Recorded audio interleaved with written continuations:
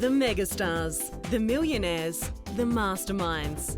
Seriously wealthy, glamorous and influential. They are the rich and famous.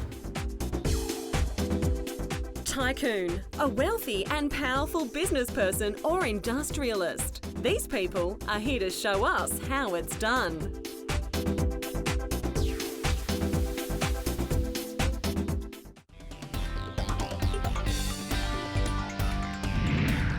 Steve Jobs, co-founder, chairman and CEO of Apple Inc., formerly known as Apple Computers, is one of the world's most powerful businessmen. And he is sitting on a fortune of $5.7 billion. Jobs, along with Steve Wozniak, began a partnership in the 70s, which saw them create a batch of completely assembled computers, which then allowed them to begin the Apple Computer Company. The first personal computer introduced was the Apple I. Its successor, the Apple II, became a huge success, turning Apple into an important player in the computer industry. By December 1980, Steve was a multi-millionaire. As Apple expanded, Steve lured Pepsi-Cola's president away to help manage the company's growth and serve as Apple's CEO. He persuaded him by asking, "Do you want to spend the rest of your life selling sugared water? Or do you want a chance to change the world?" Steve Jobs, the head of Apple, has managed to cultivate this mystique, this aura of coolness, which certainly a lot of people have fallen for. And if you look at the internet, there's this incredible, almost cult worship, as if he's a near religious figure holding these religious relics when he addresses the Apple fans. After finding himself sidelined by the company he co-founded, Steve sold all but one of his shares in Apple and created another computer company, Next Computer. But in the mid-90s, Apple announced that it would buy Next for over $400 million. This gave Steve his beloved company back. With the success of the company, Apple branched out and introduced the iPod, one of the world's most popular portable music players, with over 141 million units sold. The iPod range consists of a number of different variations, with size and memory capacity being a major factor. They range from the minuscule iPod Shuffle to iPod Video, which allows you to view music videos and podcasts. It's really home stereo reinvented, because what we see is your music is not in CDs in your cabinet anymore, it's on your iPod. And so your stereo is really ready to move to an iPod-based stereo. Since the iPod, we have also seen the introduction of iTunes digital music software and the iTunes Store. One of the most eagerly awaited products the world was desperate for was the iPhone. Steve believes that delivering working products on time is just as important as innovation and attractive design. In the 80s, Steve purchased the graphics group, later renamed Pixar, from Lucasfilm. He paid the low price of $10 million so Star Wars creator George Lucas could finance his divorce without reducing his control of the Star Wars enterprises. Pixar, known to produce a number of successful animated films, including Toy Story and Finding Nemo, was in partnership with Disney. When this partnership was due to expire, Steve and Disney chief executive Michael Eisner failed to negotiate a new partnership. Personal hatred between the two was surprisingly to blame. With Michael being replaced, Steve was able to begin a new relationship with Disney, agreeing to purchase Pixar for $7.4 billion, making Steve the largest single shareholder of the Walt Disney Company and a member of the board of directors. Steve has been known to make it into the Guinness Book of World Records, but not for his lucrative fortune. Ironically, it's for the lowest paid chief executive officer. His current salary with Apple is $1 per year. How is he a billionaire then? By obtaining remuneration through stock instead of salary. So, in Steve's case, an apple a day keeps bankruptcy away.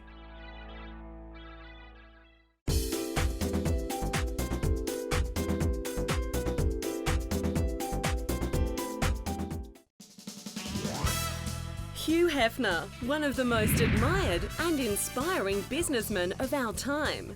Men worship him and men want to be him. But who can blame them? After all, this bachelor is living the life that every heterosexual man wants to live. Sharing his home with hundreds of beauties over the years, Hugh is the founder, majority owner, editor-in-chief and chief creative officer of Playboy Enterprises. The Playboy business didn't happen overnight though. When studying at the University of Illinois, Hugh had already begun to think up some ideas for what would later become one of the most popular magazines of all time, Playboy. In a daring move by Hugh, he quit his job as a copywriter for Esquire after being refused a $5 raise. It was then Hugh embarked on a journey and the biggest gamble of his lifetime. He took out a loan and managed to raise $8,000 to launch Playboy. And the rest, as they say, is history. When I started the magazine in 1953, almost all the men's magazines were outdoor adventure books. And my tastes were a little more sophisticated than that. And I was interested in the romantic connection between the sexes, the mating game. And I think that that's what Playboy has really been all about from the beginning. That's why, in addition to the pretty ladies, it also included good fiction, nonfiction, and lifestyle features. Since its release in the early 50s, Playboy magazine has become one of the most successful men's magazines, still selling around 3 million copies a month in the US alone. The first issue, published in 1953, sold out in weeks, proving that this was to be a major success. Copies of the first issue are now selling for over $5,000. The biggest selling issue was in November 1972. It sold over 7 million copies.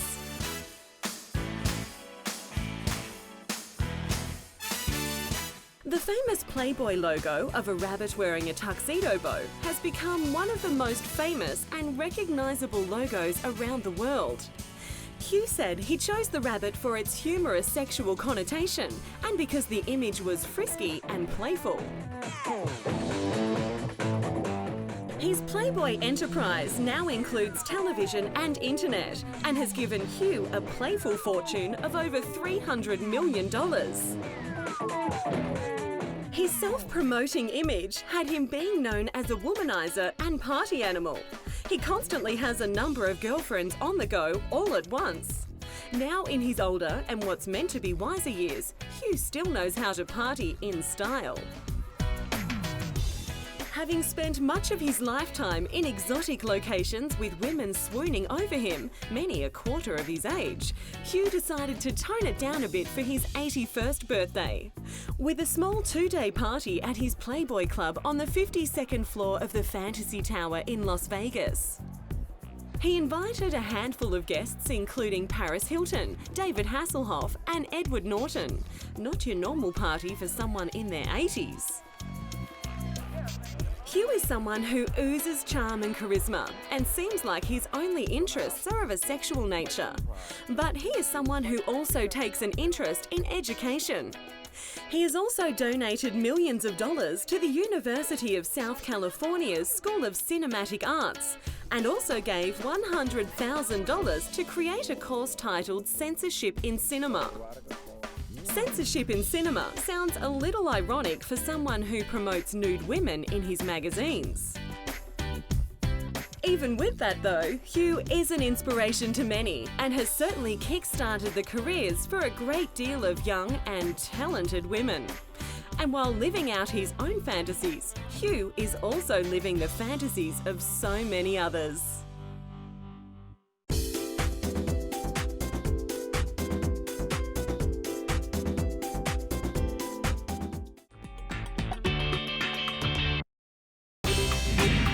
She is one of the original 5 supermodels. From a time when models were voluptuous and curvy, Cindy Crawford strutted her stuff alongside Claudia Schiffer, Christy Turlington, Naomi Campbell and Linda Evangelista. She is one of the most desirable women of all time and has a bank account to prove it. She seems to have done it all, appearing on the cover of more than 600 magazines, including Vogue, People and Elle.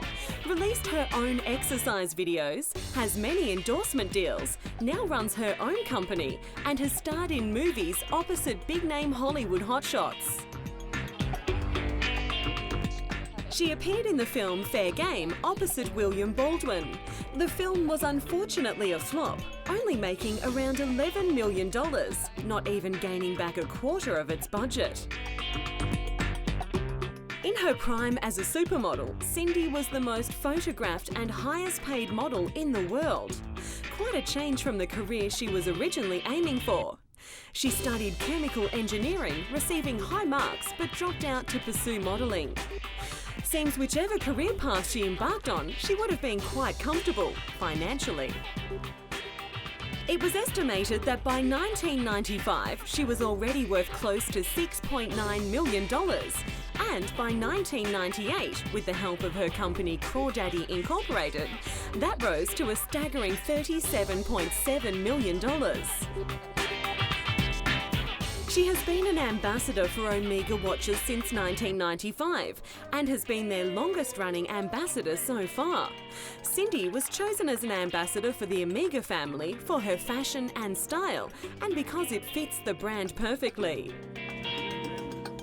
She doesn't just appear in their advertising campaigns. She has an active involvement with their product designs and events. In 2003, Omega needed Cindy's assistance to help reposition their advertising.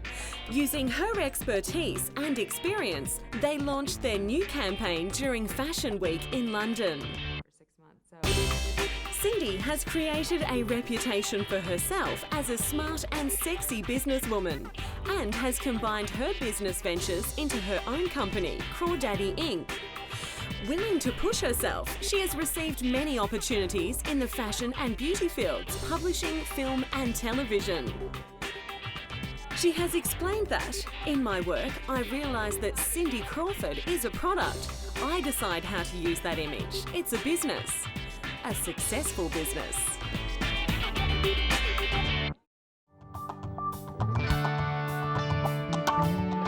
As a spokesperson for many companies, Cindy has been responsible for launching a number of brands.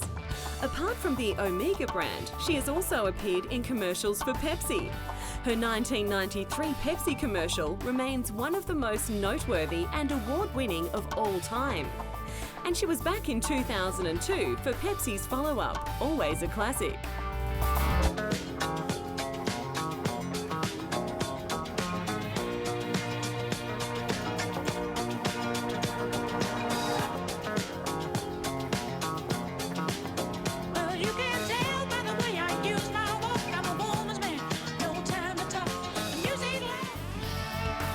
In her career, Cindy made history as the first modern supermodel to appear in Playboy magazine.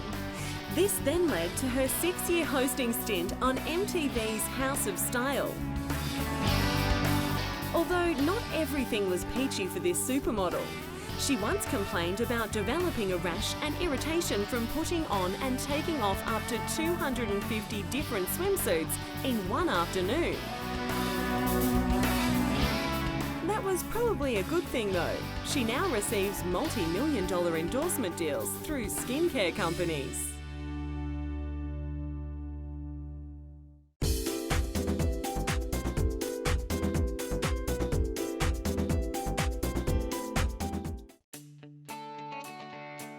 In the home and behind bars, Martha Stewart is the world's best and most profitable homemaker. She is an American icon, dividing herself between her careers of homemaker, author, editor and business tycoon. This former model and stockbroker has also made a massive impact with her popular daytime television programs. The Martha Stewart Show demonstrates cooking, interior design, gardening, crafts and other domestic duties that are performed in and around the house.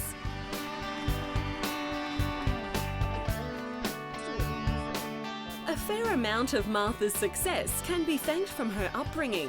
Her family life included a lot of home activities, with her mother teaching her and her siblings how to cook and sew. She learned the process of canning and preserving when visiting her grandparents, and her father passed on the green thumb with his knowledge and expertise in the garden. Martha and husband Andy purchased an 1805 farmhouse in Connecticut and fully restored it. This would later become the model for the set of her Martha Stewart living program. But it was when she set up a catering business things really boomed for her. Her own husband hired her to cater a major event, which in turn led Martha to meeting the head of Crown Publishing Group. He was so impressed that he asked her to create a cookbook featuring recipes and photographs from events that she hosted. It was then that the book Entertaining was released. This cookbook became a bestseller and her career skyrocketed. With her career going strong, Martha became the definitive American woman of our time. She released a truckload of books, made television appearances, and dabbled in the stock market. In the late 90s, Martha, along with her business partner, consolidated all their business ventures into a new company, Martha Stewart Living Omnimedia. Martha was the CEO, president, and chairwoman of the company.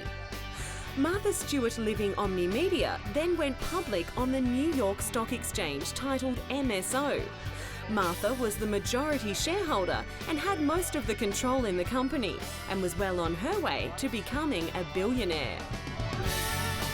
Martha also had shares in a biopharmaceutical company, Imclone.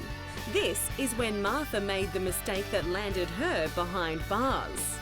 Martha, along with many other shareholders, sold around $230,000 in shares after being given hints that stock value was going to fall dramatically.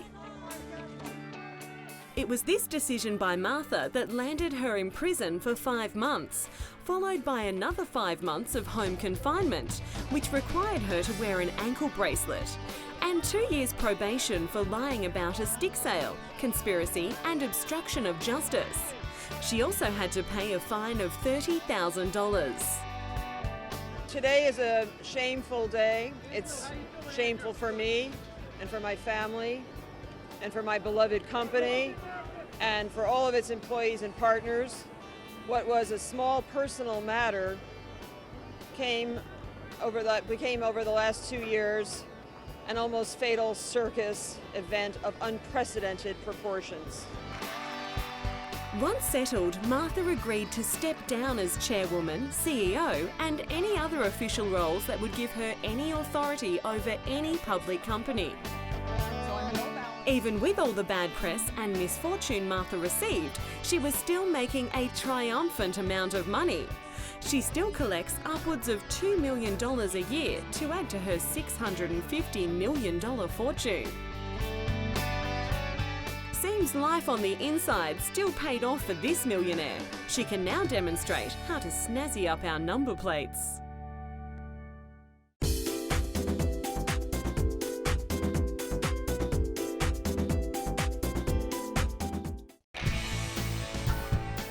Ted Turner, successful businessman and best known for his creation of the cable television network CNN.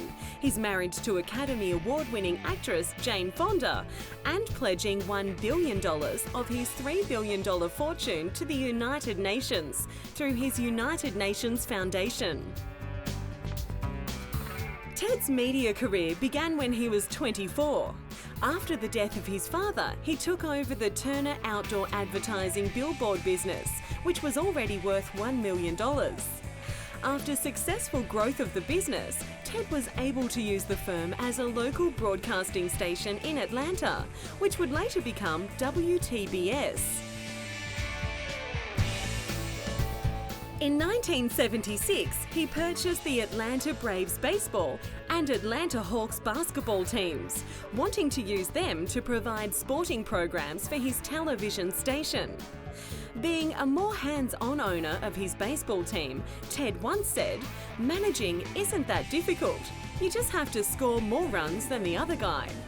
It's quotes like these that gave Ted the nickname of the Mouth of the South. His cable news network, better known as CNN, the first 24-hour cable news channel, was created in 1980 and changed news media, with the coverage of the Challenger space shuttle disaster in 1986 and the Persian Gulf War in 1991. Ted figured that for people like him who didn't get home in time to see the news, that CNN was to become a modern, all-news, all-the-time program.